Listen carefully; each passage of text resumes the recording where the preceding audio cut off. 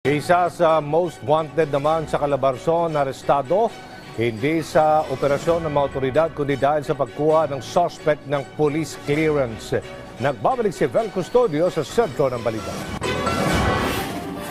Kukuha lang sana ng National Police Clearance ang lalaking ito sa Antipolo City, Rizal itong Miyerkules.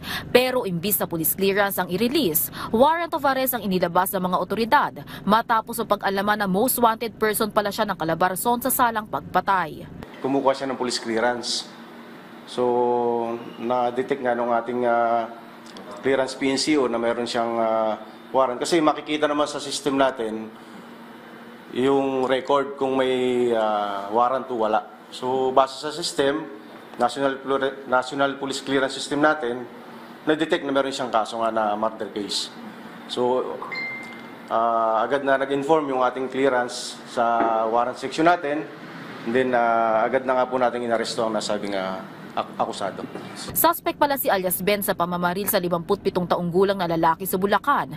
4 na taon na ang nakararaan. Inaalam pa ng Antipolo Police ang motibo niya sa pagpatay. Nang halungkatin pa ng mga otoridad ang impormasyon ng akusado, napag-alaman na may nakabinbin pa siyang kasong homicide.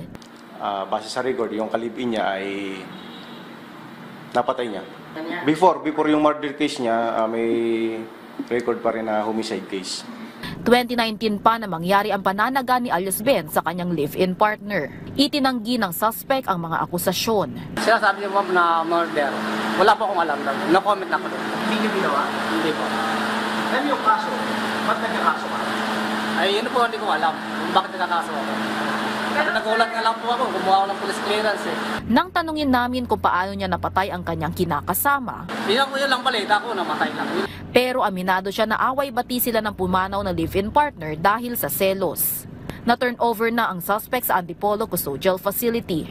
Vel Custodio para sa Pambansang TV sa Bagong Pilipinas.